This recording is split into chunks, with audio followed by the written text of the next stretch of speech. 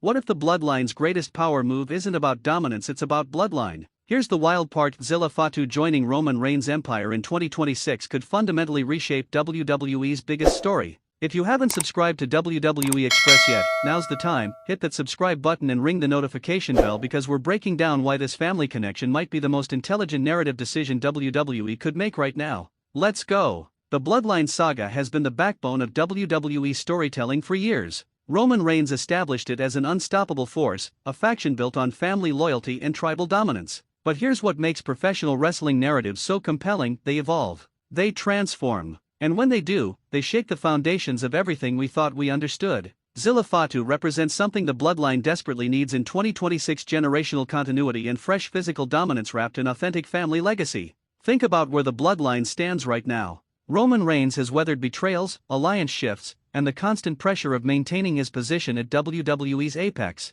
The Usos have been the faction's heartbeat, but even they've experienced moments of separation and individual pursuits. This is actually the perfect narrative space to introduce Zilla Fatu as the next generation of Anoa'i family power. Not as a replacement, not as a secondary player, but as the inevitable next chapter in one of wrestling's most captivating sagas. Zilla Fatu brings something genuinely different to the Bloodline's table. His in-ring style is explosive, unpredictable, and visceral. He moves with an intensity that feels barely controlled, like every match could spiral in any direction. That's exactly the kind of physical energy the Bloodline could weaponize. Imagine Roman Reigns standing at ringside while Zilla Fatu dismantles an opponent with that raw, unhinged aggression. The psychological storytelling writes itself. Here stands a legendary figure who has mastered the art of calculated dominance beside a younger force of pure instinctive destruction. Together, they represent different eras of the Anoa'i legacy coming together. What makes this narrative genuinely smart is how it addresses the generational question that wrestling has always wrestled with.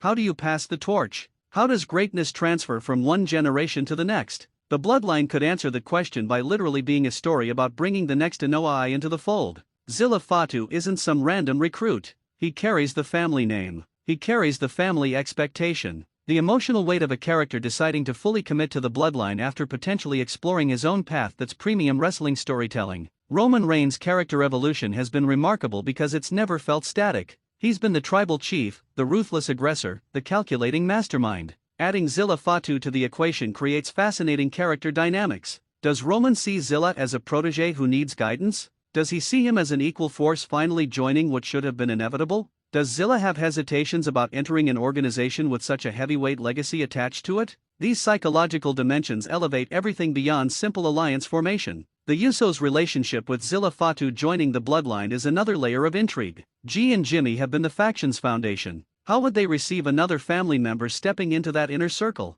Does it strengthen their position? Does it create tension? Does it lead to compelling jealousy or protective older brother dynamics? These are the nuances that separate compelling wrestling narratives from predictable booking. The Bloodline's strength has always been that it feels like an actual family with real relationships, not just wrestlers standing together because a script told them to. The championship implications alone make this scenario worth analyzing. Imagine Zilla Fatu gaining momentum as a rising star with the full backing of the Bloodline's infrastructure. Imagine him challenging for the Intercontinental Championship or the United States Championship, with Roman Reigns and the Usos positioning him as the next generational superstar. Now imagine competitors having to figure out how to beat someone who isn't just talented but fundamentally protected by WWE's most dominant faction. That's a psychological advantage that translates into spectacular storytelling. There's also the question of what Zilla Fatu brings thematically. The Bloodline has been about tribal pride, family loyalty, and maintaining dominance across generations. Zilla joining isn't just a wrestling moment, it's a statement about family legacy mattering. It says that the Anoa'i family doesn't just produce wrestlers, it produces an empire.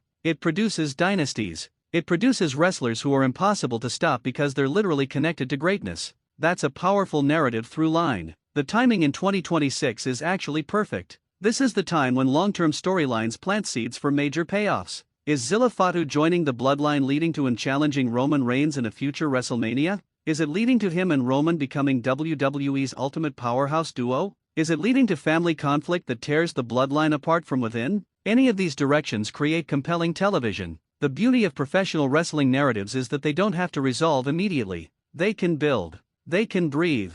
They can mature over time into something genuinely unforgettable. What makes this scenario specifically interesting is how it respects wrestling as storytelling. It's not just about athletic competition. It's about legacy. It's about family. It's about the evolution of power structures and how new generations navigate existing empires. These are the themes that separate casual wrestling interest from genuine fandom. This is the kind of narrative that makes wrestling culturally significant. The Bloodline entering 2026 with Zilla Fatu officially part of the faction would be a statement. It would say that WWE understands what makes this group captivating. It's not about the matches, though those matter tremendously. It's about the story of a family empire growing, evolving, and facing new challenges while maintaining its fundamental identity. It's about wrestling as narrative art form, and honestly, that's exactly what WWE Express exists to celebrate. If you've been following the Bloodline saga with us, you understand why this edition matters. If this analysis sparked your interest, please subscribe to WWE Express for more deep dives into the psychological and narrative dimensions of professional wrestling. We break down the stories behind the matches, the character arcs that matter, and the booking decisions that reshape entire company trajectories.